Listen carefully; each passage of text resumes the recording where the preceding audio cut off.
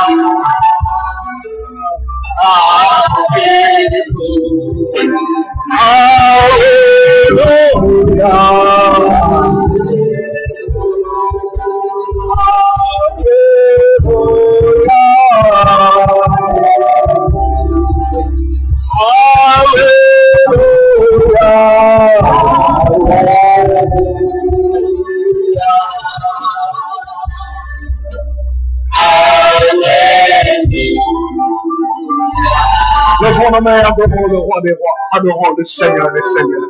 Alléluia, alléluia, alléluia. Adore le roi des rois, adore le roi des rois, adore le roi des rois.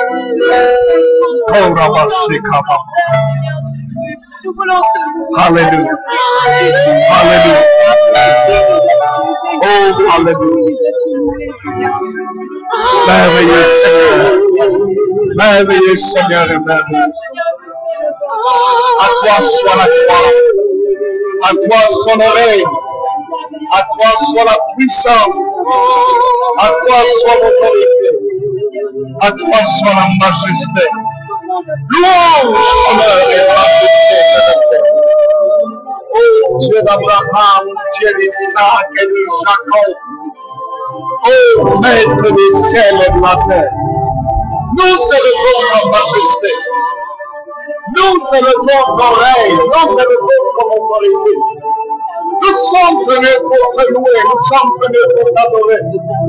Nous sommes venus exalter la grandeur et la majesté de ton Seigneur. Ah, il n'y a pas d'autre Dieu comme toi. Les chants de pécheurs, les œuvres que tu réalises.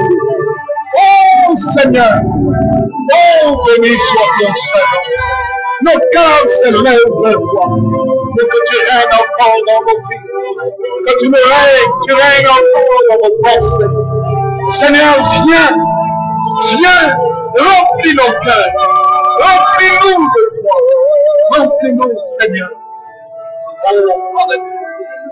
Oh, je suis né. Je suis né pour te louer. Oh, je suis né pour t'adorer.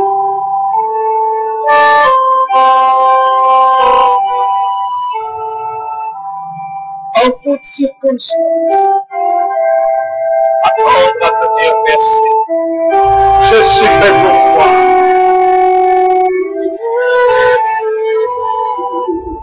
Je suis né pour te louer. Je suis né pour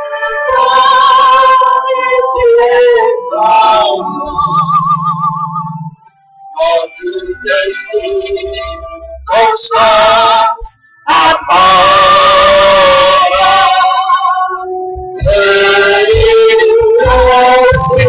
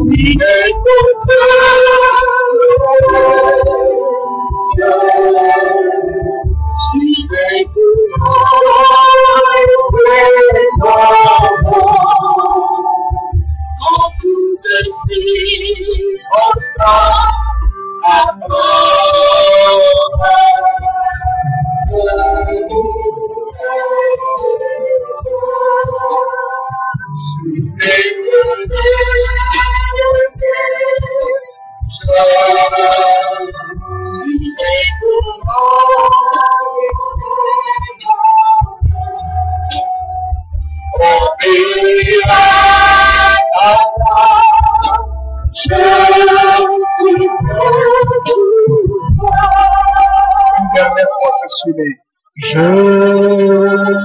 suis né pour te louer. Je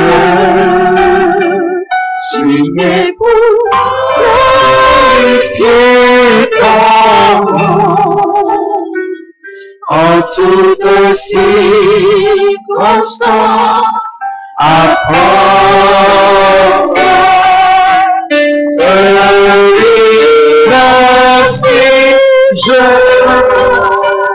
suis né pour t'aimer.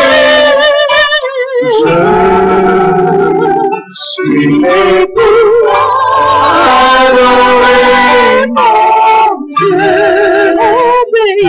Obéis à moi. Je suis né pour toi. Tu nous as créés, Seigneur, notre Dieu, pour t'adorer. Tu nous as créés pour exalter et glorifier ton Saint-Nom. Merveilleux Seigneur et merveilleux Sauveur. Merci d'élever ton règne au milieu de nous. Ô Dieu d'Abraham, Dieu d'Isaac et de Jacob, élève ta majesté au milieu de nous encore. Merci Seigneur. Ce matin, je te prie de bénir et de sanctifier ta parole et de bénir ton peuple. Au nom de Jésus. Merci Seigneur. Amen. Amen. Béni soit le nom du Seigneur. Amen, amen, amen. Gloire au Seigneur. Nous voulons ensemble déclarer notre confession de foi. Est-ce qu'on peut me diminuer un tout petit peu le retour ici? Nous voulons déclarer ensemble notre confession de foi et partager la parole de Dieu. Nous disons, tous ensemble notre confession de foi, le credo. Est-ce qu'on peut diminuer un peu le volume général? Nous proclamons ensemble le credo, notre confession de foi. Nous disons tous ensemble, je crois en Dieu, le Père Tout-Puissant, Créateur du ciel et de la terre. Je crois en Jésus-Christ, son Fils unique, notre Seigneur, qui a été conçu du Saint-Esprit et qui est né de la Vierge Marie. Il a souffert sous Ponce Pilate.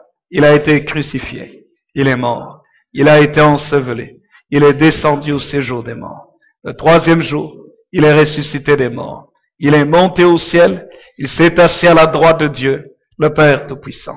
Et il viendra de là pour juger les vivants et les morts. Je crois au Saint-Esprit. Je crois en la Sainte Église universelle, la communion des saints, la rémission des péchés, la résurrection du corps et la vie éternelle. Amen. Amen. Nous déclarons ensemble les 10 commandements. Exode chapitre 20, les 17 premiers versets. Nous prononçons ensemble la loi de Dieu. Nous disons tous. Alors Dieu prononça toutes ces paroles en disant, je suis l'Éternel ton Dieu, qui t'ai fait sortir du pays d'Égypte, de la maison de servitude. Tu n'auras pas d'autre Dieu devant ma face. Tu ne te feras point d'image taillée, ni de représentation quelconque, des choses qui sont en haut dans les cieux, qui sont en bas sur la terre, et qui sont dans les eaux plus bas que la terre. Tu ne te prosterneras point devant elles, et tu ne les serviras point. Car moi, l'Éternel, ton Dieu, je suis un Dieu jaloux, qui punit l'iniquité des pères sur les enfants, jusqu'à la 3e et la 4e génération de ceux qui me haïssent. Miséricorde, jusqu'à mes générations, à ceux qui m'aiment et qui gardent mes commandements. Tu ne prendras point le nom de l'Éternel, ton Dieu, en vain, car l'Éternel ne laissera point impuni celui qui prendra son nom en vain. Souviens-toi du jour du repos pour le sanctifier. Tu travailleras 6 jours et tu feras tout ton ouvrage. Mais le 7e jour est le jour du repos de l'Éternel, ton Dieu. Tu ne feras aucun ouvrage, ni toi, ni ton fils, ni ta fille, ni ton serviteur, ni ta servante, ni ton bétail, ni l'étranger qui est dans tes portes. Car en 6 jours, l'Éternel a fait les cieux, la terre et la mer, et tout ce qui est contenu. Et il s'est reposé le 7e jour. C'est pourquoi l'Éternel a béni le jour du repos et l'a sanctifié. Honore ton père et ta mère, afin que tes jours se prolongent dans le pays que l'Éternel ton Dieu te donne. Tu ne tueras point, tu ne commettras point d'adultère, tu ne déroberas point, tu ne porteras point de faux témoignages contre ton prochain. Tu ne convoiteras point la maison de ton prochain. Tu ne convoiteras point la femme de ton prochain, ni son serviteur, ni sa servante, ni son bœuf, ni son âne, ni aucune chose qui appartienne à ton prochain. Amen. Nous prononçons ensemble notre bénédiction. Amen. Nous déclarons tous ensemble, je suis racheté par le sang de Jésus-Christ. Je suis une personne pardonnée et justifiée. Je suis délivré du monde et de l'esprit du monde. Et je suis rempli du Saint-Esprit de Dieu. Je suis guéri par les meurtrissures de Jésus-Christ à la croix. Je suis délivré de la malédiction. Je suis une personne bénie. Je suis béni de la bénédiction d'Abraham. Je suis délivré de l'enfer et de la mort. Je suis établi dans le glorieux royaume de Dieu et j'ai la vie éternelle. Amen. Amen. Je vous prie de bien vouloir vous asseoir. Je vais demander aux musiciens, venez vous installer ici. Gérald, tu prends tout le monde, les musiciens, pianistes et autres, venez vous installer ici. Béni soit le nom du Seigneur. Amen. Gloire à Dieu. Il est bon d'être dans la maison du Seigneur et de recevoir la vie, car la vie se trouve dans la parole de Dieu. Amen. Dites à quelqu'un à côté de vous, la vie se trouve dans la parole de Dieu. Béni soit le nom du Seigneur. Amen. Dites à quelqu'un d'autre encore, la vie se trouve dans la parole de Dieu. Alors je vous invite, frères et sœurs, à prendre votre Bible dans 2 Rois. Nous lisons 2 Rois chapitre 4. 2 Rois chapitre 4. Nous lirons la parole de Dieu dans 2 Rois au chapitre 4 à partir du 8e verset.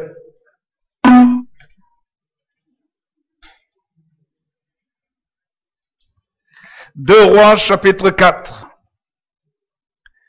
verset 8 et les suivants. 2 Rois chapitre 4, 8e verset, jusqu'au verset 37. Notre lecture sera un peu longue. Et nous allons lire ensemble la parole de Dieu à haute voix. Pour ceux qui n'ont pas de Bible, cela est projeté ici devant sur l'écran. Et j'aimerais vous encourager à vous procurer la parole de Dieu, la Bible. Il ne faut jamais venir dans la maison de Dieu sans sa Bible.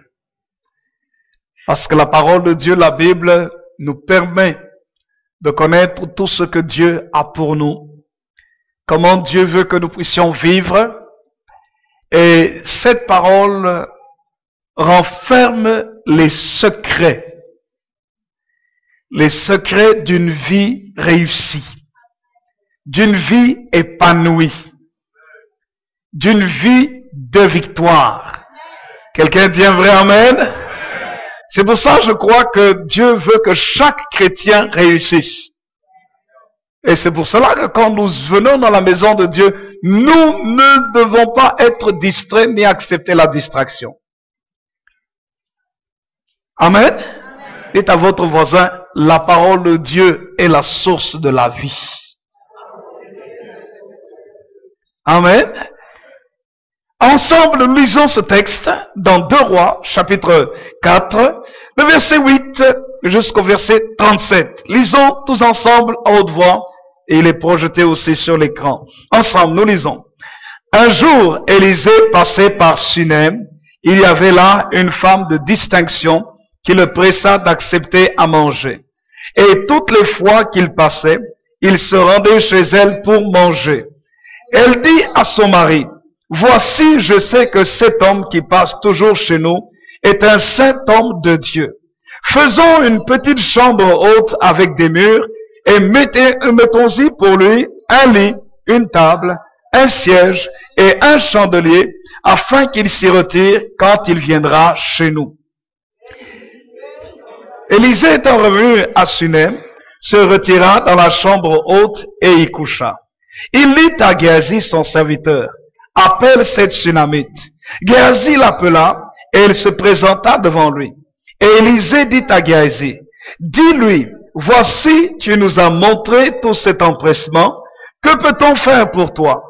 Faut-il parler pour toi au roi ou au chef de l'armée? » Elle répondit, « J'habite au milieu de mon peuple, ensemble à haute voix. » Et il dit, « Que faire pour elle? » Géasi répondit, « Mais elle n'a point de fils et son mari est vieux. » Et il dit, « Appelle-la. » Géasi l'appela, elle se présenta à la porte. Élisée lui dit, « À cette même époque, l'année prochaine, tu embrasseras un fils. » Elle dit, « Non, mon Seigneur, homme de Dieu, ne trompe pas ta servante. » Cette femme devint enceinte et elle enfanta un fils à la même époque, l'année suivante, comme Élisée le lui avait dit. L'enfant grandit et un jour qu'il était allé trouver son père vers les moissonneurs, il dit à son père, « Ma tête, ma tête !» Le père dit à son serviteur, « Porte-le à sa mère. » Le serviteur l'emporta et l'amena à sa mère, et l'enfant resta sur les genoux de sa mère jusqu'à midi, puis il mourut. Elle monta, le coucha sur le lit de l'homme de Dieu, ferma la porte sur lui et sortit. Elle appela son mari et dit, « Envoie-moi, je te prie, un des serviteurs et une des ânesses. Je veux aller en hâte vers l'homme de Dieu et je reviendrai. » Et il dit, « Pourquoi veux-tu aller aujourd'hui vers lui? Ce n'est ni la nouvelle lune, ni sabbat. » Elle répondit, « Tout va bien. » Puis elle fit sceller l'ânesse et dit à son serviteur, « Mène et pars, ne m'arrête pas en route sans que je te le dise. » Elle partit donc et se rendit vers l'homme de Dieu sur la montagne du Carmel. L'homme de Dieu l'ayant aperçu de loin, dit à Géasi, son serviteur, voici cette Sunamite. Maintenant, cours donc à sa rencontre et dis-lui, te portes-tu bien? Ton mari et ton enfant se portent-ils bien? Elle répondit, bien. Et dès qu'elle fut arrivée auprès de l'homme de Dieu sur la montagne, elle embrassa ses pieds. Géasi s'approcha pour la repousser. Mais l'homme de Dieu dit, laisse-la, car son âme est dans l'amertume. Et l'Éternel me l'a caché et ne me l'a pas fait connaître. Alors elle dit, ai-je demandé un fils à mon Seigneur? N'est-ce pas dit, ne me trompe pas? Et Élisée dit à Géasi, Saint-Terrain, prends ton bâton dans ta main et pars. Si tu rencontres quelqu'un, ne le salue pas. Et si quelqu'un te salue, ne lui réponds pas. Tu mettras mon bâton sur le visage de l'enfant. La mère de l'enfant dit, l'Éternel est vivant et ton âme est vivante. Je ne te quitterai point. Et il se leva et la suivit. Géasi les avait devancés et il avait mis le bâton sur le visage de l'enfant. Mais il n'eut ni voix ni signe d'attention. Il s'en retourna à la rencontre d'Élisée et lui rapporta la chose en disant, l'enfant ne s'est pas réveillé. Lorsqu'Élisée arriva dans la maison, voici l'enfant était mort, couché sur son lit. Élisée entra et ferma la porte sur eux deux et il pria l'Éternel. Il monta et se coucha sur l'enfant. Il mit sa bouche sur sa bouche, ses yeux sur ses yeux, ses mains sur ses mains, et il s'étendit sur lui. Et la chair de l'enfant se réchauffa. Élisée s'éloigna, alla çà et là par la maison, puis remonta et s'étendit sur l'enfant. Et l'enfant éternua 7 fois et il ouvrit les yeux. Élisée appela Géasi et dit, appelle cette Sunamite. Géasi l'appela et elle vint vers Élisée qui dit, prends ton fils. Et elle alla se jeter à ses pieds et se prosterna contre terre. Et elle prit son fils et partit. Amen. Est-ce que nous pouvons acclamer ensemble la parole de Dieu? Béni soit le nom du Seigneur. Amen. Gloire au Seigneur. Alléluia. C'est seulement comme ça que nous acclamons la parole de Dieu. Acclamons la parole de Dieu. Béni soit le nom du Seigneur. Alléluia. Gloire au Seigneur. Vous savez, frères et sœurs, quand vous acclamez quelqu'un, il se sent toujours bien. Et la Bible dit que Dieu lui-même se tient dans sa parole. Quand l'évangile de Jean nous parle au chapitre 1er, il est écrit au commencement était la parole et la parole était avec Dieu et la parole était Dieu. Quand nous acclamons la parole de Dieu, nous reconnaissons qu'elle a de l'importance parce qu'on n'acclame pas ce qui n'est pas important. Et nous reconnaissons par là qu'elle a en elle quelque chose qui est nécessaire pour notre vie. Amen. Alors ce matin, écoute bien la parole de Dieu. Amen. Parce que Dieu a quelque chose pour toi spécialement aujourd'hui. Aussi bien pour nos bien-aimés qui nous suivent sur Internet, dans le monde entier, que le Seigneur notre Dieu vous bénisse et que cette parole produise quelque chose dans votre vie. Amen. Nous bénissons le Seigneur. Nous avons parcouru depuis quelques semaines un sujet très important dans la vie de chaque être humain, dans notre vie en fait. Et ce sujet est intitulé « Comment faire du bien autour de soi ?» Comment pouvons-nous faire du bien? J'aimerais continuer et parler en sous-titre cette fois-ci, intitulé en sous-titre dans ce grand titre général « Comment faire du bien ?» en sous-titre « Apprendre à donner aux autres ». Dites à votre voisin, apprendre à donner aux autres. Apprendre à donner. Apprendre à donner aux autres. Ou apprendre à offrir. L'histoire que nous venons de lire ici, en fait, c'est l'histoire d'une femme qui, apparemment, n'avait pas besoin de grandes choses. Parce que la Bible nous dit d'elle que c'était une femme de distinction. C'était une femme, elle et son mari, qui avaient des moyens. Nous lisons les Saintes Écritures que c'était une femme de distinction, une Sunamite, et c'était une femme considérée, une femme qui avait des moyens matériels, des moyens financiers. Son mari était un homme déjà d'un certain âge, qui avait des biens, qui avait des champs, qui avait des serviteurs, qui avait des ânesses. Et la Bible nous dit que cette femme avait une caractéristique, c'est qu'elle reconnaissait la valeur de tout ce qui est spirituel. Mais au-delà de cette reconnaissance de la valeur de ce qui est spirituel pour recevoir, elle avait en elle une caractéristique, c'était la capacité de donner. La capacité de faire du bien autour d'elle. Et les Saintes Écritures nous disent que Élisée un jour passait par Sunem et cette femme de distinction l'a remarqué. Et cette femme de distinction, chaque fois qu'il passait par là, le pressait de venir manger. Elle voulait lui faire du bien, lui offrir à manger. Lui faire du bien. Et chaque fois que Élisée passait par là, l'endroit où il devait...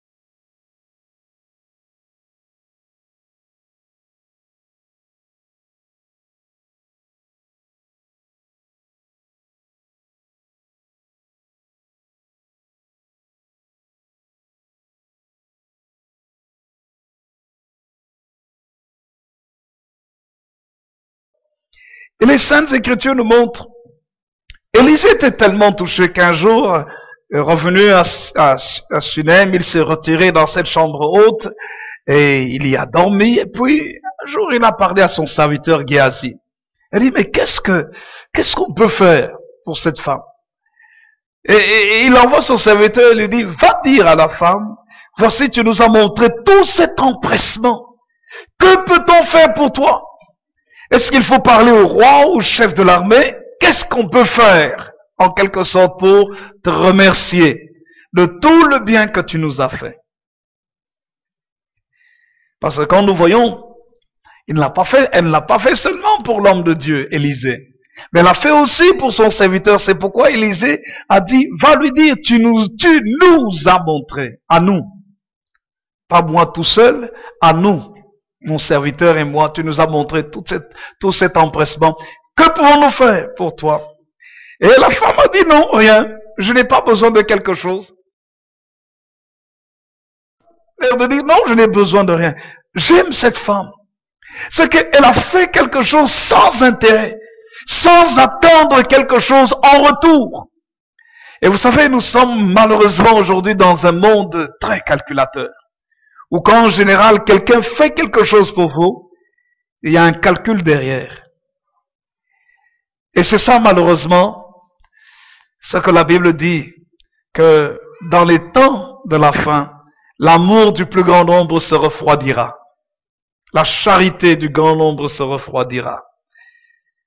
Mais cette femme a dit, je n'ai besoin de rien. J'habite au milieu de mon peuple. Mais comme elle avait montré tellement d'empressement, Géasi a dit à Élisée, son maître, il a dit, mais il y a quelque chose qui lui manque. Parce qu'Élisée dit, mais qu'est-ce qu'on peut lui faire? Qu'est-ce qu'on peut faire pour elle? Donc, il ne pouvait pas se sentir à l'aise sans qu'on ait fait quelque chose pour la femme. Alors, il cherchait quoi? Et Géasi, le serviteur d'Élisée, avait remarqué qu'elle n'avait pas d'enfant. C'est pourquoi elle lui dit, mais elle n'a pas de fils. Et en plus de cela, son mari est déjà avancé en âge, son mari est vieux. Et là maintenant, Élisée demande à son serviteur d'appeler la femme. La femme arrive et Élisée lui dit, à cette même époque, l'année prochaine, tu embrasseras un fils. Tu auras un garçon. Ah, elle dit non, non. Ne trompe pas ta servante. Mais la parole de Dieu était tellement forte qu'effectivement, la femme est tombée enceinte, elle a eu son fils, l'année suivante, à la même époque, comme Élisée l'avait dit. Et puis l'enfant commençait à grandir, donc on peut dire que les années ont commencé à passer jusqu'à ce que l'enfant sache parler. Un jour, son père était en plein dans le champ, c'était à la période de la moisson, les moissonneurs étaient là, puis l'enfant est parti trouver son père, et puis il avait tellement mal à la tête qu'il a commencé, il a dit à son père, ma tête, ma tête. La mère l'a pris, il est resté toute la journée, enfin il est resté sur les genoux de sa maman, et à midi, l'enfant est mort. Et cette femme, j'aime son attitude. C'est une femme remplie de courage. Mais une femme remplie de foi. Elle prend son fils, elle monte sur le lit de l'homme de Dieu. Elle ferme la porte et elle sort. Elle appelle son mari. Elle lui dit, est-ce que tu peux me prendre, tu peux m'envoyer un de tes serviteurs et une des ânesses? Je vais aller vite voir l'homme de Dieu, puis je vais revenir. Et son mari lui dit, mais pourquoi est-ce que tu dois aller? Mais il n'y a pas de sacrifice à faire. Il n'y a pas une réunion spéciale. Ce n'est pas le sabbat. Ce n'est pas le jour de culte. Mais pourquoi est-ce que tu veux aller le voir? Elle dit, non, non, tout va bien. Vous voyez ce qu'il dit? Tout va bien. Alors que tout va mal. Son fils unique, celui qu'elle avait attendu pendant des années, elle avait espéré, elle avait même fini d'espérer, jusqu'à ce qu'un miracle est arrivé dans sa vie. Son fils unique était mort.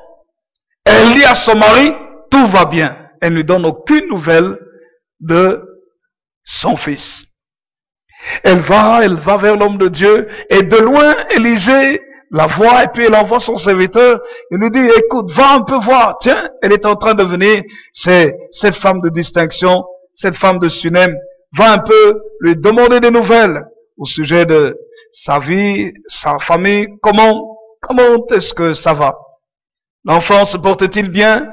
Et le serviteur va, et lui pose la question, et la femme répond, bien. Pourtant, tout allait mal. Mais elle répond encore au serviteur, bien.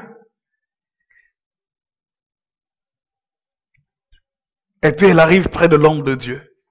Et quand elle arrive près de l'homme de Dieu, elle se jette à ses pieds. Elle, certainement, là, il n'est pas dit qu'elle commence à pleurer, mais tout est-il qu'elle embrassa ses pieds. Mais je peux m'imaginer qu'il y avait des larmes qui coulaient aussi. Et puis l'homme de Dieu regarde et dit, mais je réalise que il y a l'amertume dans son cœur parce que le Géasi voulait la repousser, mais Élisée lui dit, non, non, non, laisse-la. Parce que son âme est dans l'amertume et l'Éternel me l'a point fait connaître. Et puis il dit à l'homme de Dieu, est-ce que j'avais demandé un fils? Alléluia. Est-ce que j'avais demandé un fils? Je n'ai pas demandé de fils. Mais pourquoi est-ce que maintenant cet enfant est mort? Et Élisée envoie son serviteur Géasi avec le bâton. Et il dit, va maintenant, tu vas mettre le bâton sur lui. Si tu rencontres des gens en cours de route, ne les salue pas. En d'autres termes, ne te laisse pas distraire quand tu dois accomplir une mission divine. Que personne ne t'arrête en cours de route. Évite la distraction. Tu mettras le bâton sur le visage de l'enfant. La mère dit au serviteur de Dieu, en tout cas, moi je ne pars pas sans toi. L'Éternel est vivant, ton âme est vivante, je ne te quitterai point. Et ils partent. Géasi, entre-temps, était parti. Il a pris le bâton, il a mis sur le visage de l'enfant, rien ne s'est passé. Et puis bon, il a essayé, rien ne s'est produit. Il est revenu vers Élisée pour lui dire, Voilà, l'enfant ne s'est pas réveillé, il est toujours mort. Et Élisée arrive dans la maison.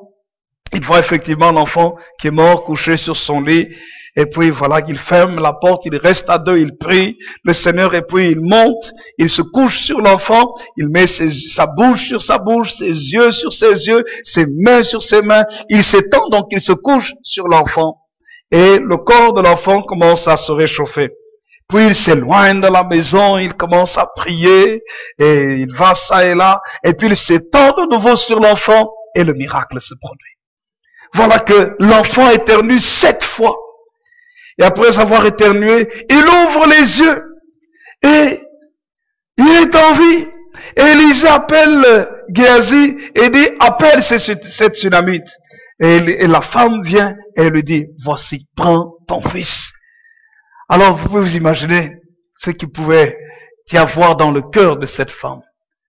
Comment elle avait retrouvé son fils qui était mort. Il s'est jeté aux pieds du serviteur de Dieu et s'est prosterné contre terre. Elle a certainement loué et adoré encore le Seigneur. Et elle a pris son fils. Frères et sœurs, cette femme a expérimenté un miracle extraordinaire dans sa vie. Pour quelle raison? Parce qu'elle a fait du bien autour d'elle.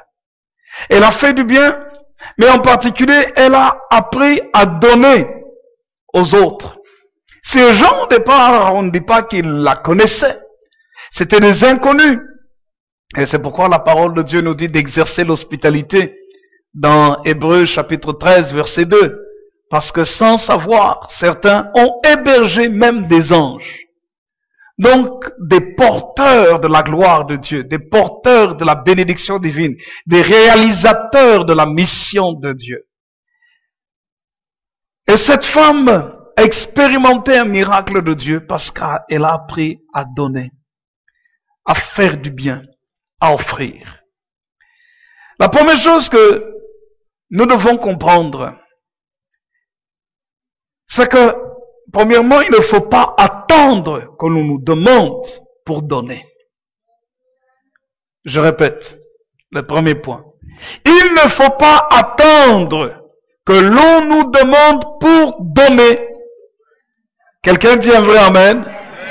Quelqu'un peut dire un vrai amen? Il ne faut pas attendre que l'on nous demande pour donner. Vous savez, j'ai analysé les nations dites développées.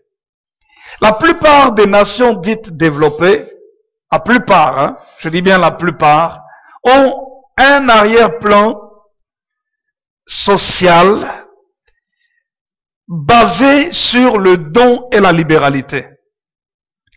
Les pays les plus puissants au monde, les plus importants, c'est pas d'abord à cause de leur armée, mais quand vous analysez l'histoire du pays, vous allez voir la capacité de faire du bien et de donner. Quand vous voyez un pays tel que les États-Unis, c'est la première puissance au monde. La première puissance au monde a eu pour base le christianisme. Et non seulement ça, mais vous allez analyser la vie sociale du pays ou ce que les gens du pays font. Vous allez trouver des enfants de Dieu, des chrétiens, et même des non-chrétiens qui ont appris le secret de faire du bien aux autres. Le secret de donner aux autres. Quand il y a des catastrophes, par exemple, il y a eu le problème des tremblements de terre en Haïti. Quand il y a eu le tremblement de terre en Haïti, les premières personnes arrivées sur place, c'était l'Amérique, les Américains. C'est vrai, ils ont toute la puissance militaire que vous voulez, mais ils sont venus non pas seulement avec la puissance militaire, mais en suivant les informations de nombreuses organisations caritatives, chrétiennes et non chrétiennes, se sont mobilisées pour envoyer des tonnes et des tonnes de nourriture, de vêtements, d'eau, pour aider la population sinistrée. Des églises chrétiennes, même notre dénomination Église de Dieu, s'est mobilisée pour envoyer des tonnes de vivres, d'alimentation, de médicaments pour aider la population. Puis il y a eu l'Europe aussi, il y a eu des médecins qui sont partis là-bas aussi, des gens qui sont partis pour donner Il y a eu des dons de sang pour les sinistrés, pour ceux qui étaient dans les hôpitaux, parce que la catastrophe était tellement importante. Vous voyez, frères et sœurs, ce n'est pas étonnant que ce pays expérimente quelque chose. Tous ceux qui apprennent à donner sans qu'on leur demande vont toujours vivre une grâce et une bénédiction dans leur vie. Vous savez le problème de l'Afrique? La pauvreté de l'Afrique, ce n'est pas parce que l'Afrique est pauvre. Le potentiel de l'Afrique est de loin plus important que tout le potentiel qu'il y a ici en Europe.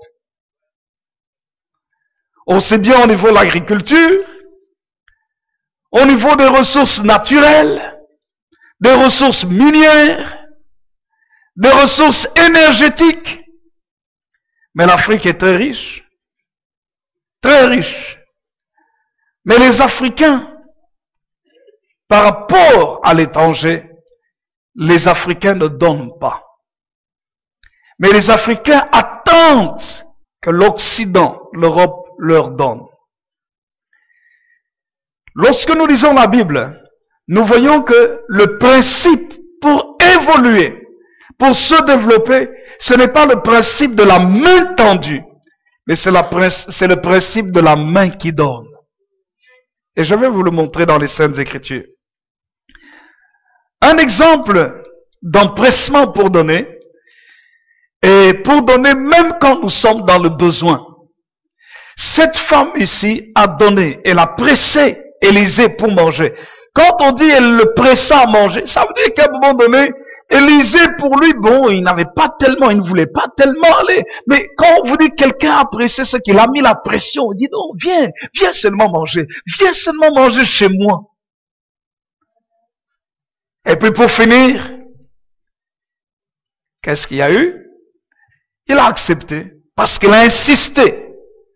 Regardez un autre exemple dans Genèse au chapitre 18. C'est l'exemple d'Abraham. Genèse au chapitre 18, les 15 premiers versets, vous pouvez prendre le temps de le lire. Vous allez voir, je vais lire juste les quelques versets du départ. Il est écrit, l'Éternel apparut à Abraham parmi les chênes de Mamré, là où il habitait, comme il était assis à l'entrée de sa tente pendant la chaleur du jour. Abraham leva les yeux et regarda. Et voici 3 hommes étaient debout près de lui. Quand il les vit, regardez un peu ce qu'il est écrit. Quand il les vit, il courut au-devant d'eux, depuis l'entrée de sa tente, et se prosterna à terre. Alléluia. Regardez ce qu'il dit. Et il dit, Seigneur, si j'ai trouvé grâce à tes yeux, ne passe point, je te prie, loin de ton serviteur. Permettez qu'on apporte un peu d'eau pour vous laver les pieds et vous reposer, et reposez-vous sous cet arbre. J'irai prendre un morceau de pain pour fortifier votre cœur, après quoi vous continuerez votre route, car c'est pour cela que vous passez près de votre serviteur. Ils répondirent, fais comme tu l'as dit. Regardez maintenant l'attitude. Comment est-ce qu'Abraham réagit? Verset 6. Abraham alla promptement dans sa tente vers Sarah. Il alla comment? Il alla comment? Dites promptement. Il alla promptement dans sa tente vers Sarah. Il dit quoi? Qu'est-ce qu'il dit? Qu'est-ce qu'il est écrit? Il dit, vite. Ça veut dire dépêche-toi. Vite, 3 mesures de fleurs de farine, pétris et fait des gâteaux. Et Abraham fit quoi? Verset 7. Et Abraham fit quoi? Courut à son troupeau, prit un chevreau et tendre, un veau tendre et bon, et le donna à un serviteur qui se hâta, n'est-ce pas?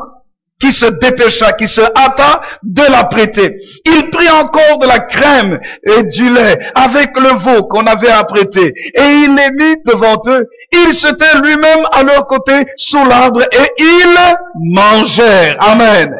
Et ils mangèrent. Donc il a préparé un repas, il s'est empressé, il a dit à sa femme, dépêche-toi, dépêche-toi. Lui-même il a couru, il a demandé à ses serviteurs, hé, dépêchez-vous, nous avons des visiteurs qui sont là. Et quand vous lisez la parole, frères et sœurs, la Bible nous montre que ici, il a reconnu. En fait, il ne savait pas que c'était le Seigneur. Mais il a vu des gens nobles. C'est pour ça qu'il a appelé Seigneur. Il dit, c'est au verset 3. Il dit, Seigneur, si j'ai trouvé grâce à tes yeux. C'est pas qu'il a dit éternel. Mais il a vu 3 personnes qui marchaient. Mais parmi ces personnes, il voyait qu'il y avait une noblesse. Des gens très importants qui passaient près de chez lui. Alors il s'est dit, je ne dois pas rater l'occasion. Ces visiteurs qui passent par ici, il faut que je leur fasse du bien. Il faut que je leur donne à manger. Il faut qu'ils boivent. Il faut qu'ils se reposent et puis qu'ils continuent leur chemin. Et voyez, frères et sœurs, la Bible nous dit qu'il a fait tout cela. Et quand vous lisez la parole de Dieu, il n'a pas fait tout cela parce qu'il attendait quelque chose. Mais quel a été le résultat? La parole de Dieu nous dit au verset 10. L'un d'entre eux dit, je reviendrai vers toi à cette même époque. Verset 10. Et voici Sarah, ta femme, aura un fils. Sarah écoutait à l'entrée de la tente qui était derrière lui. Abraham et Sarah étaient vieux, avancés en âge, et Sarah ne pouvait plus espérer avoir des enfants. Elle rit en elle-même en disant, maintenant que je suis vieille, aurais-je encore des désirs? Mon Seigneur aussi est vieux. L'Éternel dit à Abraham, pourquoi donc Sarah a-t-elle ri en disant, est-ce que vraiment j'aurai un fils, moi qui suis vieille? Y a-t-il rien qui soit étonnant de la part de l'Éternel? Autant fixé, je reviendrai vers toi à cette même époque, et Sarah aura un fils. Sarah mentit en disant, je n'ai pas ri, car elle eut peur. Mais il dit, au contraire, tu as ri. Amen. Et quand nous voyons, verset 15, nous voyons que Dieu s'est manifesté sous forme humaine. C'est pourquoi au verset 16, il est écrit, ces hommes se levèrent pour partir et ils regardèrent du côté de Sodome. Abraham alla avec eux pour les accompagner. Et au travers de les manifestations, quelqu'un pense que c'est la manifestation du Père, du Fils et du Saint-Esprit. C'est pourquoi ils étaient à 3. Mais ici, là, Dieu parle au travers d'une de ces personnes en disant, cacherai-je à Abraham ce que je vais faire? Vous voyez, frères et sœurs, qu'est-ce qui se passe ici? Abraham s'est empressé de faire du bien à ces 3 personnes. Ces 3 personnes ne lui ont pas demandé. Mais ces personnes avaient quelque chose en elles. Elles avaient la clé de la bénédiction de la famille d'Abraham. Abraham, en ayant fait du bien, avec empressement, a reçu la parole de libération de l'enfant qu'il recherchait, son Isaac. Peut-être que tu as un Isaac que tu es en train de chercher. Tu as espéré obtenir quelque chose depuis longtemps. Tu as même prié pour ça et peut-être même tu t'es fatigué. Comme la femme de distinction, la Sudamite. Avec son mari, elle a espéré obtenir un enfant, avoir un enfant. Pendant des années, elle est restée comme ça. Elle n'a pas eu d'enfant. Et puis, elle a espéré, puis elle dit c'est trop tard, nous sommes déjà suffisamment âgés. Mon mari et moi, nous allons rester comme ça. Et ça s'est arrêté là. Elle n'espérait plus avoir d'enfants. Mais elle s'est empressée de faire du bien à quelqu'un. Et elle n'a pas simplement attendu qu'on lui demande, mais elle a fait du bien volontairement de tout son cœur. Et comme résultat, elle a une parole. L'homme de Dieu lui a dit, l'année prochaine, à cette même époque, tu auras un fils. Son sein s'est ouvert. Elle a pu être fécondée par son mari. Et 9 mois plus tard, à l'époque, selon la parole de l'homme de Dieu, elle a mis un enfant au monde. De la même manière, nous voyons que Dieu avait fait des promesses à Abraham, pardon. Et vous lisez que des années sont passées sans que la promesse ne se réalise. Mais lorsqu'Abraham s'est empressé de faire du bien, les choses se sont déclenchées. Quand je lis la Bible, je me rends compte que Dieu veut absolument que nous fassions du bien. Il y a des choses Vous allez les demander, vous ne les aurez jamais. Mais c'est quand vous faites du bien à quelqu'un qu'il y a un miracle qui se produit. Les choses se libèrent. Il faut apprendre à faire du bien. Apprendre à donner. Quelqu'un peut dire un vrai amen?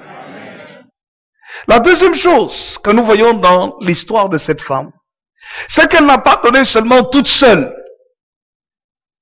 Mais la deuxième chose, c'est qu'il faut apprendre à inclure les autres dans l'esprit du don. Je répète ce que je viens de dire. Il faut apprendre à inclure les autres dans l'esprit du don. C'est-à-dire ne pas simplement être soi-même donateur ou donatrice, mais apprendre aux autres aussi à pouvoir donner. Cette femme, après avoir donné à manger à Élisée, est partie voir son mari. Il lui a dit, je sais que cet homme qui passe ici est un saint homme de Dieu. Voici ce que nous allons faire. Est-ce que nous ne pouvons pas construire une chambre haute avec des murs? Nous allons lui laisser son intimité à lui. Nous allons mettre une table pour qu'il puisse, s'il veut peut-être écrire, s'il veut déposer quelque chose, il peut déposer cela. Nous allons mettre une chaise, nous allons mettre un lit pour qu'il soit confortable. S'il veut dormir, qu'il dorme, mais qu'il soit à l'aise. Donc, engageons plus de dépenses pour lui. Est-ce que tu peux le faire? Elle a amené son mari à pouvoir donner aussi. Frères et sœurs, quand nous lisons les Saintes Écritures, nous réalisons que l'église de Macédoine a été bénie à cause du don. Dans 2 Corinthiens, au chapitre 8, l'apôtre Paul parle des Macédoniens. Vous savez ce qu'il dit des Macédoniens? La parole de Dieu nous dit, 2 Corinthiens, chapitre 8, versets 1 à 5. Paul dit ceci aux Corinthiens. Nous vous faisons connaître, frères, la grâce de Dieu qui s'est manifestée dans les églises de Macédoine. À travers la grande épreuve de leur affliction, de leurs afflictions, leur joie débordante et leur pauvreté profonde ont produit avec abondance de riches libéralités de leur part. Ils ont, je l'atteste, donné volontairement selon leurs moyens, et même au-delà de leurs moyens. Nous demandons avec de grandes instances la grâce de prendre part à l'assistance destinée aux saints. Amen. Et non seulement ils ont contribué, verset 5, comme nous l'espérions, mais ils se sont d'abord donnés eux-mêmes au Seigneur, puis à nous par la volonté de Dieu. Et cette attitude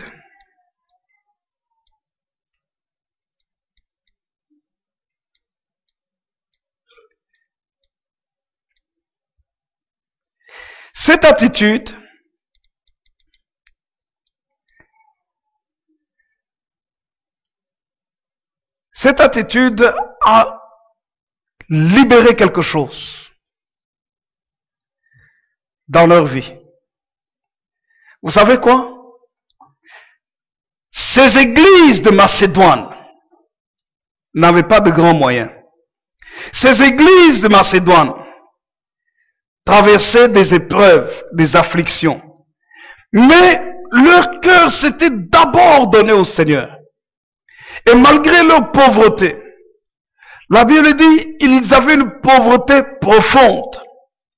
Malgré la grande épreuve de leurs afflictions, ils avaient une joie débordante. La joie de donner pour aider les autres églises. Et l'église de Jérusalem, à ce moment-là, passait des temps difficiles. Et ils ont fait des collectes pour pouvoir aider les autres enfants de Dieu qui étaient dans des épreuves. Les églises, les chrétiens, ici c'est pas seulement un individu, mais l'ensemble des églises de Macédoine ont donné de riches, et la Bible dit, d'abondante libéralité. Une générosité profonde pour pouvoir aider les autres. Mais vous savez quoi? Quand vous lisez dans la parole de Dieu, vous ne voyez pas, concernant les autres églises par lesquelles Paul est passé, Dieu intervenir comme tel avec une précision très forte. Mais c'est pour l'église de Macédoine. Regardez ce qu'il est écrit. Il est écrit ceci. Paul était en train de passer dans les églises lors de son deuxième voyage missionnaire, en train de prêcher l'évangile. Donc Paul allait ici, il allait là. Mais vous allez constater, dans Actes des Apôtres chapitre 16, que le Saint-Esprit est intervenu spécialement pour les Macédoniens. Actes des Apôtres chapitre 16, il est écrit à partir du verset 5. Les églises se fortifiaient dans la foi et augmentaient en nombre de jour en jour. Verset 6, regardez ce qu'il est écrit. C'est la première fois dans la parole de Dieu que vous voyez que le Saint-Esprit est en train d'empêcher quelqu'un d'aller quelque part et change sa direction. Dans les Actes des Apôtres, c'est la première fois dans le travail missionnaire que vous voyez le Saint-Esprit changer la direction, les empêcher d'aller quelque part. Regardez ce qu'il est écrit. Verset 6. Ayant été empêchés par le Saint-Esprit d'annoncer la parole de Dieu dans l'Asie, ils traversèrent la Phrygie et le pays de Galatie. Arrivés près de la Mysie, ils se disposèrent à entrer en Bithynie. Mais regardez ce qu'il est écrit encore. Mais l'Esprit de Jésus ne le leur permit pas. Verset 8. Ils franchirent alors la Mysie et descendirent à Troas. Regardez maintenant ce qu'il est écrit. Verset 9. Pendant la nuit, Paul eut une vision et un Macédonien lui apparut et lui fit cette prière. Passe en Macédoine, secours-nous. Verset 10. Après cette vision de Paul, nous cherchâmes aussitôt à nous rendre en Macédoine, concluant que le Seigneur nous y appelait à y annoncer la bonne nouvelle. Quelqu'un dit un vrai amen. Quelqu'un peut dire un vrai amen. Vous comprenez, frères et sœurs? Paul est en train de faire le travail missionnaire. Et j'aimerais vous dire que l'apôtre Paul avait une onction spéciale. Même des morts ressuscitaient. Des gens étaient bénis sur son passage. Des gens recevaient la parole de Dieu. Des miracles se faisaient. Des gens étaient guéris de leur maladie. Il avait une parole qui amenait les gens à une relation intime et profonde avec le Seigneur Jésus. Dieu lui avait fait une grâce spéciale d'avoir une révélation très profonde du royaume de Dieu, de la communion avec Dieu, du sacrifice de Jésus, comment être sauvé. Paul était un homme. J'aimerais vous dire que quand j'irai au ciel, j'aimerais le rencontrer. Il fait partie des plus grands théologiens de tous les temps. Les 2/3 du Nouveau Testament ont été écrits par l'apôtre Paul. C'est pour dire combien il est important. Il n'y a personne qui a écrit autant de livres que lui dans les Saintes Écritures. Il n'y a personne. Paul veut se rendre en Asie. Le Saint-Esprit les empêche d'apporter la bénédiction de la parole de Dieu en Asie. Ils traversent la Phrygie, le pays de Galatie, ils arrivent près de Mysie, ils veulent entrer en Bithynie, l'Esprit de Jésus ne leur permet pas. Les stoppe, les bloque. Ils continuent le voyage, alors ils foncent sur la Mysie, descendent à Troas, et pendant la nuit, maintenant ils comprennent pourquoi ils ont été bloqués pour ne pas aller chez les autres. Parce qu'il y avait des Macédoniens, les gens de la Macédoine. Et il a un rêve. Et dans ce rêve, il voit un homme de la Macédoine en train de lui faire la prière. Passe en Macédoine. Et il précise, passe en Macédoine. Viens nous secourir. Qu'est-ce que Paul a porté? La parole de Dieu. La parole de Dieu est la source de réconfort. La parole de Dieu est la source de guérison, de bien-être, d'espérance. Quand les gens sont découragés au bord du suicide, qui va donner l'espérance? C'est la parole de Dieu. Quand les gens ne savent plus par où tourner le regard, où tourner le regard, sont désemparés, désorientés, qui va donner la clarté de la vie? C'est la parole de Dieu. Quand nous ne savons pas ce qu'il faut faire pour le bonheur de notre existence, qu'est-ce qui va nous donner le chemin? C'est la parole de Dieu. La puissance du Saint-Esprit est capable de détruire les chaînes du diable, l'oppression satanique. Et Paul avait cette onction de Dieu. Paul avait la puissance du Saint-Esprit pour briser l'oppression du diable dans la vie des hommes et des femmes. Mais vous voyez, frères et sœurs, les autres ont été bloqués. Ils n'ont pas pu recevoir cet homme de Dieu. L'Asie, le Saint-Esprit a empêché Paul d'aller en Asie. Il s'est pas arrêté en Phrygie, en Mysie, à Troas, en Bithynie. Ils veulent aller en Bithynie. L'Esprit de Jésus, le Saint-Esprit les arrête.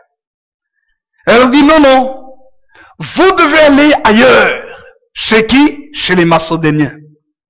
Et vous voyez, frères et sœurs, les Macédoniens, c'était des gens qui avaient appris à donner, à offrir, à faire du bien. Dieu se souvient toujours de ceux qui savent faire du bien à leur prochain. Il y a quelque chose qui m'interpelle ici.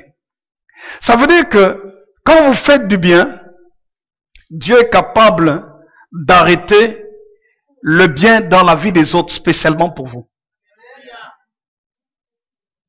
C'est très fort. Quand vous faites du bien, des gens qui sont plus proches de ce bien-là peuvent passer à côté. Vous qui êtes loin, le bien s'arrête, ne passe pas chez eux, mais le bien vient vers vous, vous qui êtes plus loin. Paul se disposait à entrer, il se disposait à entrer en Bithynie, donc la Bithynie était l'approche. La Bithynie pouvait recevoir la bénédiction, mais le Saint-Esprit dit non, non, non. Je veux que ma présence aille plus loin, en Macédoine. Ils doivent continuer le voyage pour apporter la grâce et la bénédiction de Dieu chez les Macédoniens. Pour quelle raison? Ces gens avaient un cœur, malgré leur état, ils connaissaient le secret de faire le bien aux enfants de Dieu, à l'œuvre de Dieu.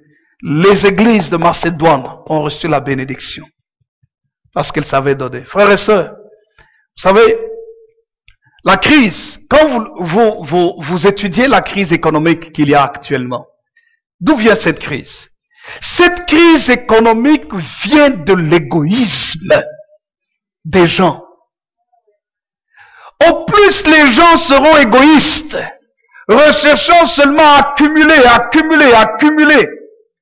ça va tomber. Au plus les banques élèvent les taux d'intérêt très hauts pour gagner plus et appauvrir et amener les gens dans l'endettement et le surendettement, ces banques-là, quelle que soit leur puissance économique, tôt ou tard, elles chuteront. C'est un principe universel. Vous savez quoi? Hier, quelque chose m'a surpris. On a appelé un professeur de l'économie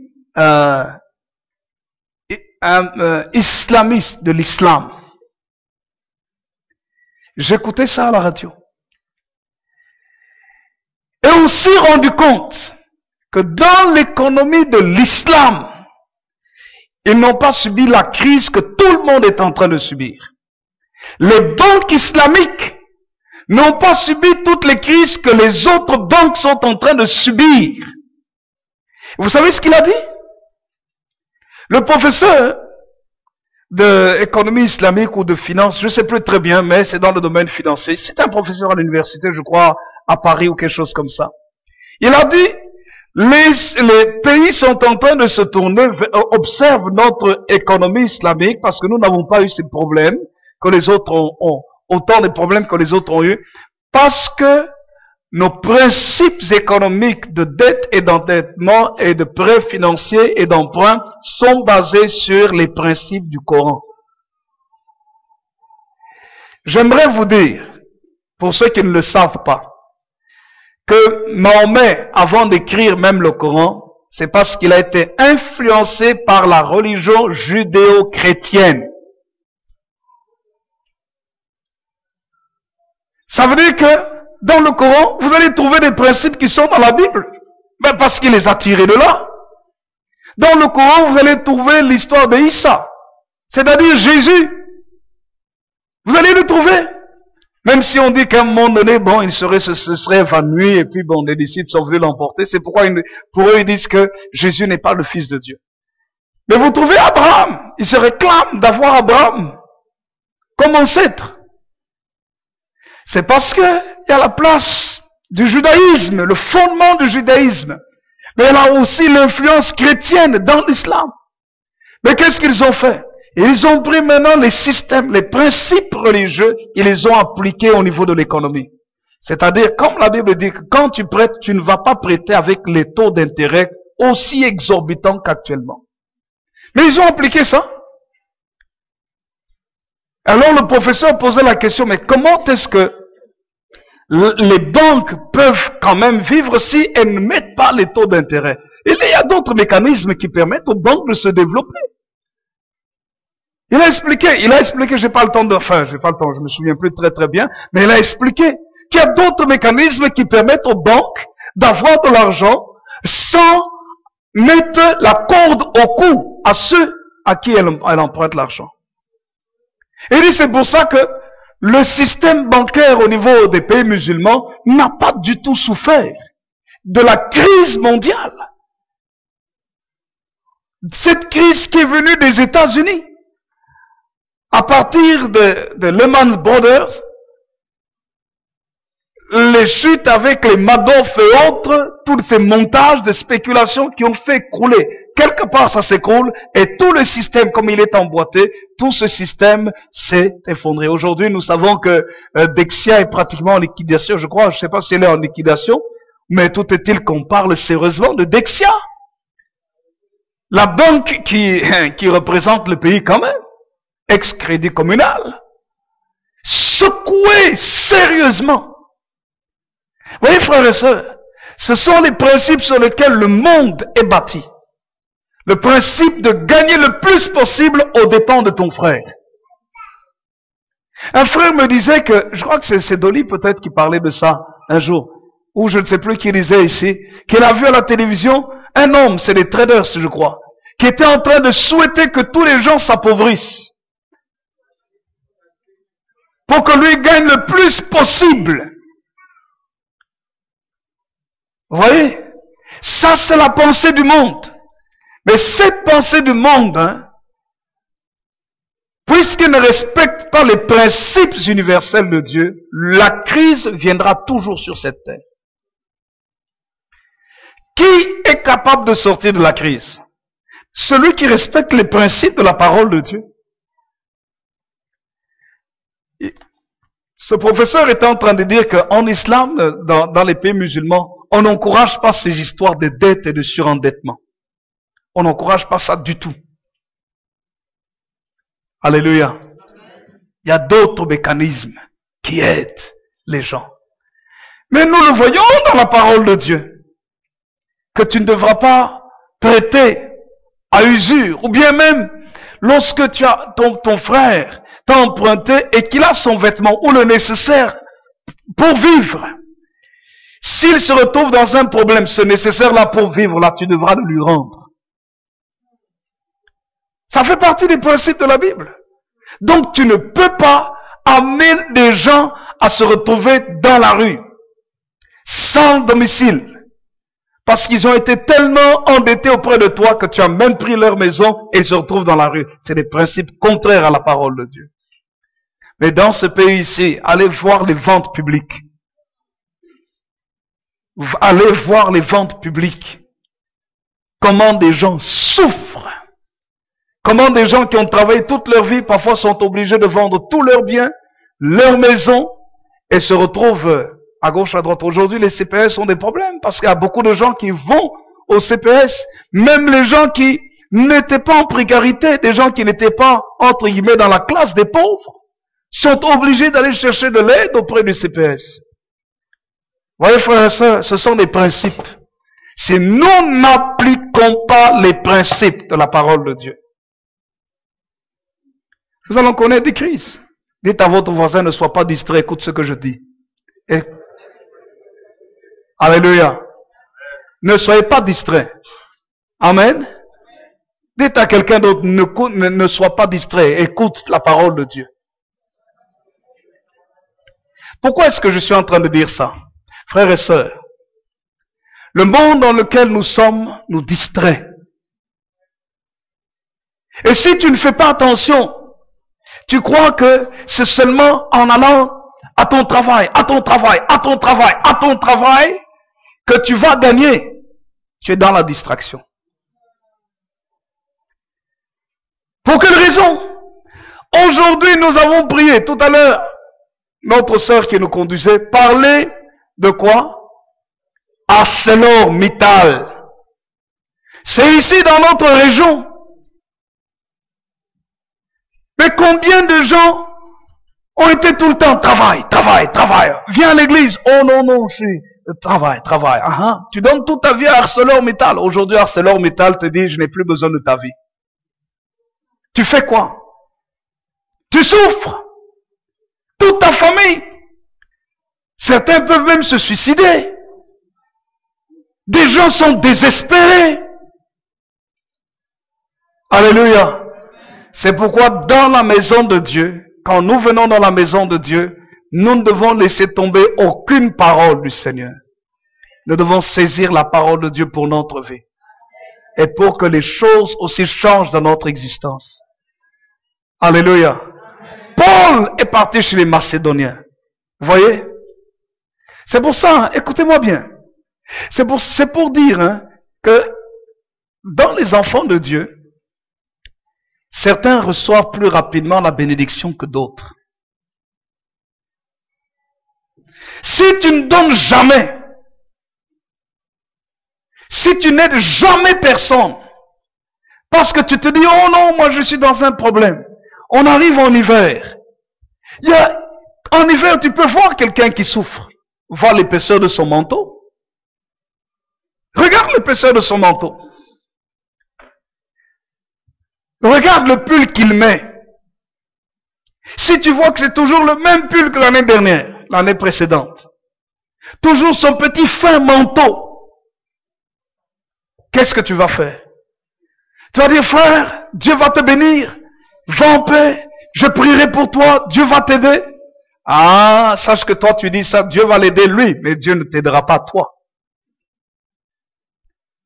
Parce que si tu veux que Dieu l'aide lui et t'aide toi, tu dois apprendre à l'aider. Parce que Dieu fait de toi un instrument entre ses mains. Va! Ou Paul lui dit, frère, est-ce que tu peux m'accompagner quelque part? J'ai une course à faire. Tu t'organises. La femme elle s'est empressée. Abraham pressé pour faire du bien. Ça veut dire que tu dois trouver des stratagèmes aussi. Tu prends quelqu'un, tu l'amènes. Il dit, non, viens, fais une course. Et puis, tiens, qu'est-ce que tu penses? Teste un peu ce manteau-là. Tu n'as pas besoin de lui dire tout de suite que c'est pour lui. Tu dis, mets un peu le manteau. Parce que il y a quelqu'un qui te ressemble, qui a la même corpulence que toi, à qui je voudrais offrir ça. Et il met. Il dit, oh, c'est beau, hein. Pendant ce temps, il se dit, oh, ça c'est formidable, si je pouvais avoir un manteau comme ça. Et tu vas à la caisse, tu payes, et tu dis, non, c'était pour toi. Qu'est-ce qu'il doit faire dans son cœur? Qu'est-ce qu'il y aura dans son cœur? Non seulement il va te remercier, il va bénir le Seigneur. S'il n'a rien à te donner, il va dire, Seigneur, moi je n'ai rien à lui rendre. Et toi, souviens-toi de lui.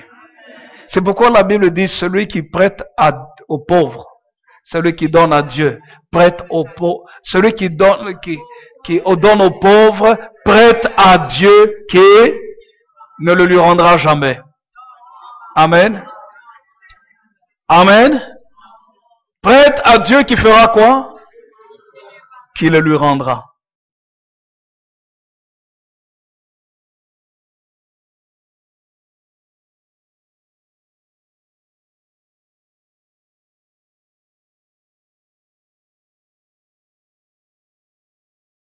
Nous devons absolument aider les pauvres dans cette ville ici.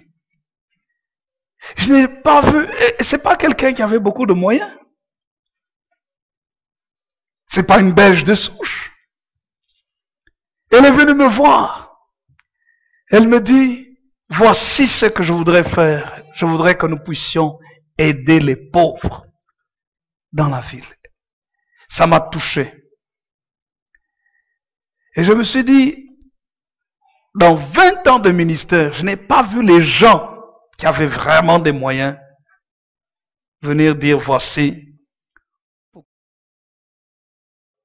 ce que nous pouvons faire. Acheter autant de nourriture, acheter ceci, acheter cela pour aller distribuer. Je n'ai pas vu ça. Bien au contraire. Souvent, on a la main tendue. Vous savez que même notre banque alimentaire que nous avons ici, toutes les semaines, nous distribuons du pain. Chaque semaine, nous distribuons. Mais nous nous sommes battus. Parce que dès le début de l'église, je me suis dit, il faut qu'on aide les gens. Il y a des gens qui ont des problèmes, même qui sont ici au milieu de nous, d'autres ne le savent même pas. Certains qui ne savent même pas comment ils vont manger chez eux à la maison. Mais vous ne le voyez pas. C'est quand vous êtes en contact que vous comprenez qu'il y a un sérieux besoin. Mais qui sont là, qui lèvent les mains, qui louent le Seigneur, qui chantent, qui sont propres. Mais c'est quand vous entrez en relation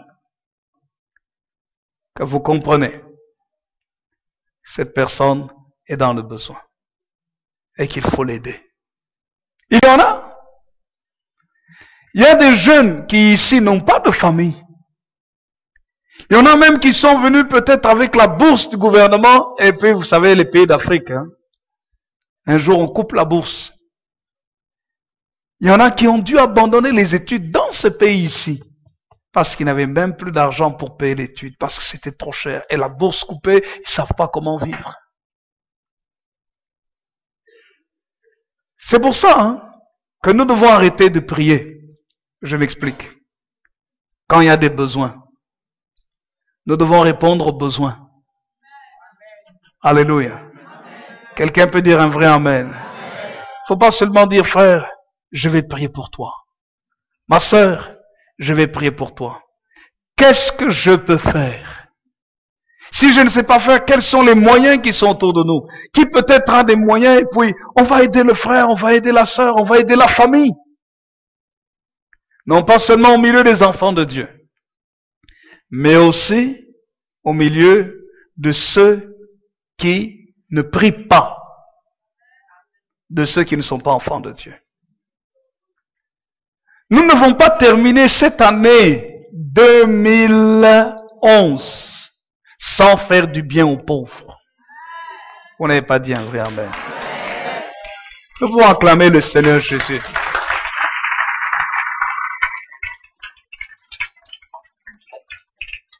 Non, frères et sœurs, nous ne devons pas. Pour que l'ange de l'Éternel, quand il vient dans la ville de Liège, parce que nous avons fait du bien, que le Seigneur se souvienne de nous comme les Macédoniens. L'ange veut passer à tel endroit. Il veut aller peut-être, je ne sais pas, à Chaudfontaine. Là, le Seigneur lui dit non, non, stop, ne va pas à Chaudfontaine. Il veut aller peut-être, je ne sais pas, à quoi? Je ne sais pas à quel endroit. Telle ville. Et le Seigneur lui dit, va à la Nouvelle Jérusalem. Parce qu'ils se sont souvenus des gens qui étaient dans le besoin. Et je vais les bénir encore plus. Parce que je sais qu'ils pourront encore mieux faire pour les autres, pour ceux qui souffrent. Frères et sœurs, il faut apprendre à inclure les autres dans l'esprit du don. C'est pourquoi les parents doivent apprendre aux enfants à apporter, à aider les pauvres, à donner à ceux qui sont dans le besoin. La troisième chose, et je vais m'arrêter là. Il faut faire au-delà de ce qui est attendu. Au-delà. La femme n'a pas seulement donné la nourriture. Elle a dit, est-ce qu'on peut construire une chambre haute? Elle a fait construire à son mari une chambre haute. Elle a utilisé plus que ce qui était même attendu. L'homme de Dieu s'attendait à avoir un peu de nourriture, manger, et puis passer son chemin. Mais elle a dit non, je veux faire plus. Oh, si le Seigneur pouvait trouver des hommes et des femmes qui disent, nous pouvons faire et nous voulons faire plus pour le bien des autres. Nous pouvons faire et nous voulons faire plus pour notre Église. Frères et sœurs, nous pouvons faire plus pour notre frère qui est à notre côté. Nous pouvons faire plus pour notre pasteur.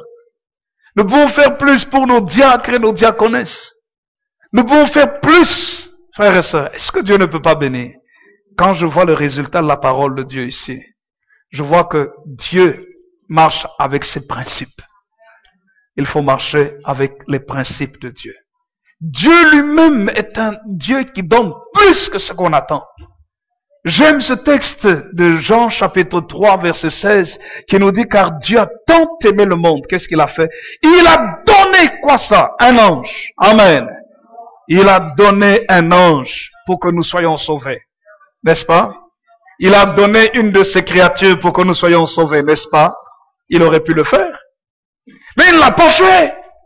Qu'est-ce qu'il a fait? Il a donné son Fils unique, Jésus-Christ, afin que quiconque croit en lui ne périsse point, mais qu'il ait la vie éternelle. Vous vous rendez compte, frères et sœurs, que Dieu a donné plus. Alors nous sommes sérieusement endettés vis-à-vis de Dieu. Et j'aimerais vous dire aussi que lorsque vous donnez quelque chose de grand à quelqu'un, il est toujours endetté vis-à-vis de vous.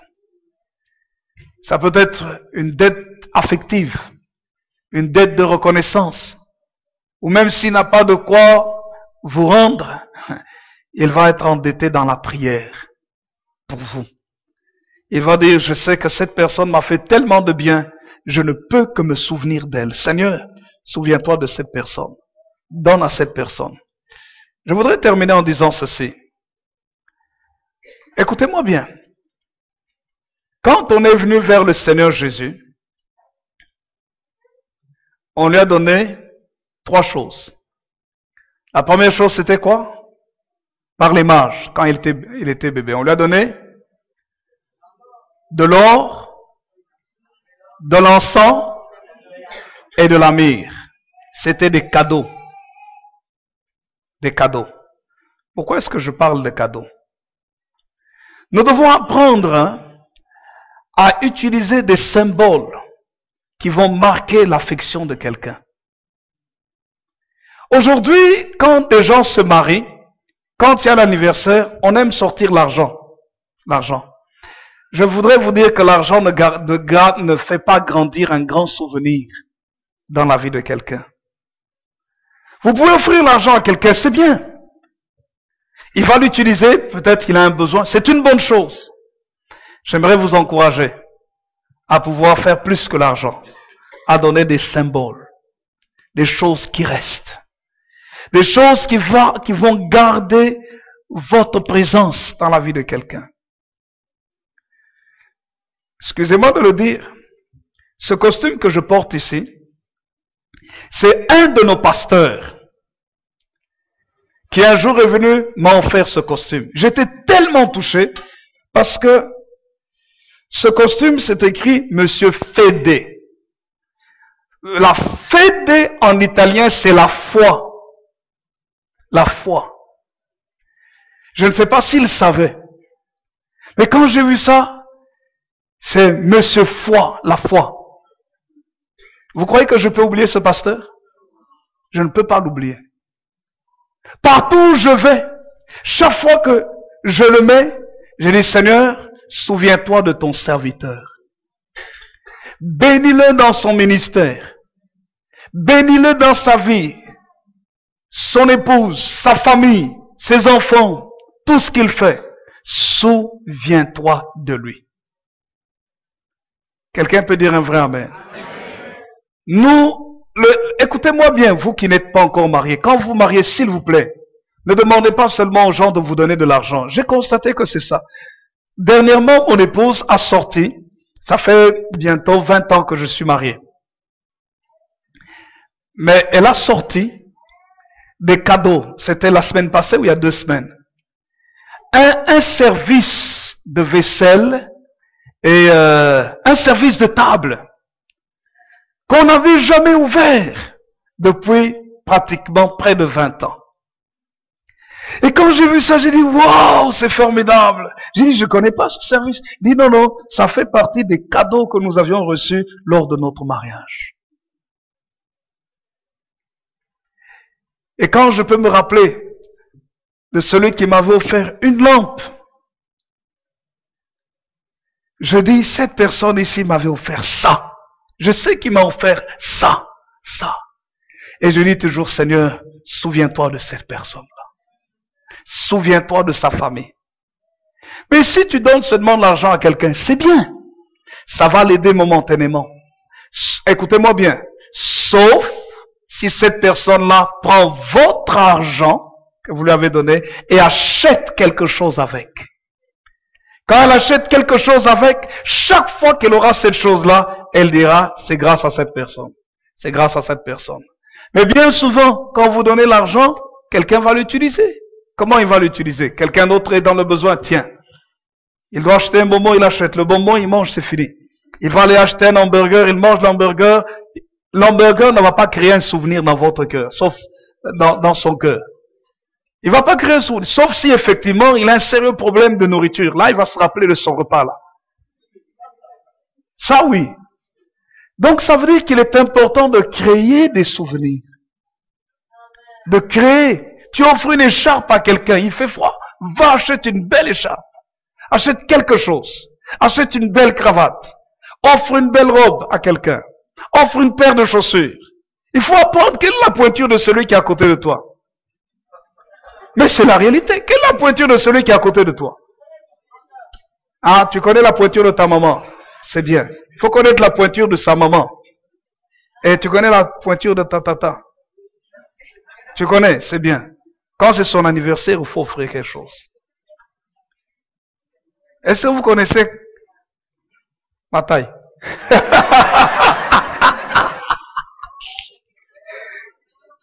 Alléluia. Est-ce que vous connaissez la taille de la maman qui est à côté de vous?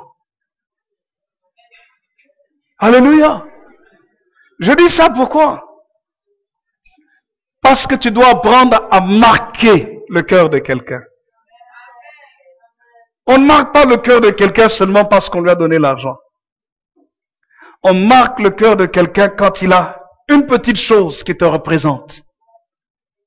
Ça peut être c'est symbolique, ça peut être symbolique. Mais ce symbole-là te représente. Cette personne se souviendra toujours de toi.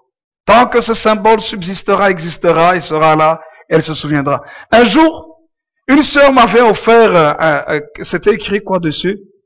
Elle avait amené du Congo un petit, un objet d'art. Un objet d'art. Vous savez quoi? Cette sœur-là s'était retrouvée à cause du voyage hors de l'église pendant des années. Mais j'ai bien mis ça en évidence dans mon salon. Voilà, pasteur Chitea, que Dieu vous bénisse ou bénisse votre ministère, votre maison, quelque chose comme ça. C'était fait quelque chose d'artistique. Elle a quitté l'église. Enfin, elle n'était pas dans l'église pendant des années. Elle est revenue des années après. Je lui ai dit, ma sœur, je me souviens toujours de toi. Tu sais quoi? Chez moi, dans mon salon, j'ai ce que tu m'avais offert. Peut-être qu'elle l'avait oublié. Mais moi, je ne l'ai pas oublié. Alléluia. Comment faire pour que quelqu'un ne t'oublie pas? Même après des années. C'est important que nous marquions ces cœurs, les cœurs les uns des autres. Alléluia. et nous ferons du bien autour de nous.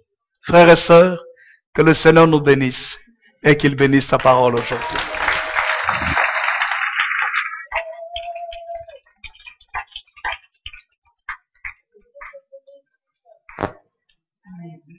Merci maman.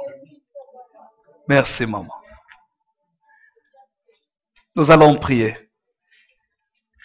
Que Dieu nous aide à casser les cycles des crises et les pièges dans lesquels le diable peut nous emmener en enlevant nos sentiments les uns pour les autres. Est-ce qu'on peut se lever ensemble, s'il vous plaît?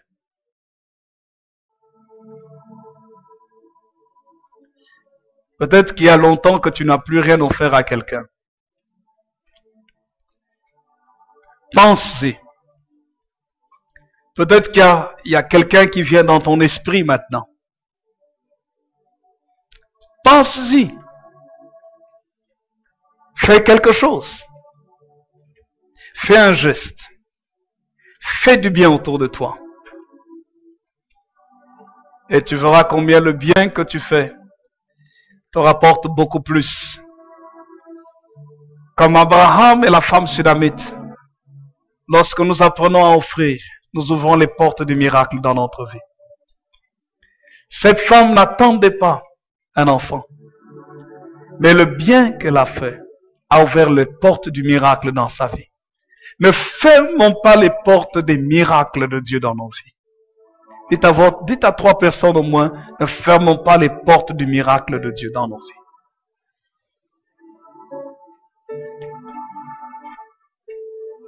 Nous sommes dans une société tellement égoïste, centrée sur soi-même. N'oublions pas celui qui est à côté de nous. Même si lui ne sait pas nous rendre, le Seigneur qui a créé les cieux et la terre nous le rendra certainement. Parce que ce sont des principes de Dieu. Je voudrais ce matin que nous puissions prier les uns pour les autres. Est-ce que vous pouvez vous mettre avec quelqu'un? Nous allons prier les uns pour les autres. Tenez la main de celui qui est à côté de vous, à droite ou à gauche. Nous allons prier les uns pour les autres. Tenez la main de celui qui est à côté de vous. Nous prions les uns pour les autres. Nous allons demander une chose. Nous allons dire, Seigneur, aide nos cœurs à ne pas attraper le froid de ce monde. Que nos cœurs se réchauffent les uns pour les autres. Élevons la voix et prions le Seigneur ensemble. Prions. Alléluia. Nous voulons te remercier, nous voulons te bénir, grand Dieu de l'univers. Maître du ciel et de la terre. Seigneur, nous voyons combien les cycles de crise viennent. Des vagues se succèdent, les unes après les autres. Seigneur, et ce matin, nous réalisons, comme la femme sunamite, que nous pouvons expérimenter le miracle de Dieu dans notre vie. Non pas en attendant toujours de recevoir, mais en apprenant à donner, à offrir aux autres. Maître du ciel et de la terre, Rédempteur admirable et adorable, Saint des saints, Saint d'Israël, Rocher des siècles, Rocher des âges, je prie que tu nous aides à ne pas rester seulement dans le domaine financier, mais à apprendre à bâtir des souvenirs, à construire l'amour, à construire, Seigneur, des monuments d'amour, des monuments de souvenirs, comme Dorcas, Tabitha, avait construit l'affection dans le cœur des autres, des veuves, en cousant des tuniques. Seigneur, et même lorsqu'elle est morte, la résurrection est arrivée. Elle a expérimenté le miracle. Je prie pour notre Église, la Nouvelle Jérusalem de Liège. Aide-nous, Seigneur, à poser des actes concrets, tels qu'au niveau du centre médical, la miséricorde, pour aider les pauvres, aider les malades. Seigneur, aide-nous aussi à nous souvenir de ceux qui sont dans des difficultés dans la ville. Seigneur, d'une manière comme d'une autre, aide-nous à poser des actes qui vont marquer l'histoire de la ville. Que la gloire, l'honneur et la majesté te reviennent. Au nom de Jésus. Merci Seigneur. Je voudrais que nous fassions une deuxième prière. Nous allons dire, Seigneur, aide-nous à voir les besoins autour de nous, à ne pas simplement nous focaliser sur nos propres besoins. Parce que toi, tu n'as pas regardé aux besoins du ciel, mais tu as donné ton Fils unique Jésus-Christ pour que nous soyons sauvés. Élevons nos voix, prions le Seigneur ensemble. Prions. Alléluia. Notre Seigneur et notre Dieu, Maître du ciel et de la terre, aide-nous, grand Dieu de l'univers, à ne pas simplement regarder à nos besoins, mais aussi à voir les besoins qui sont autour de nous. De la même manière que tu n'as pas regardé les besoins de ton royaume, mais tu as vu les besoins de l'être humain, créé à ton image, cet être humain que tu as placé sur cette terre. Et tu nous as donné ce que tu avais de plus cher, ton Fils unique, Jésus-Christ. Seigneur, merci. Que la gloire, l'honneur et la majesté te reviennent.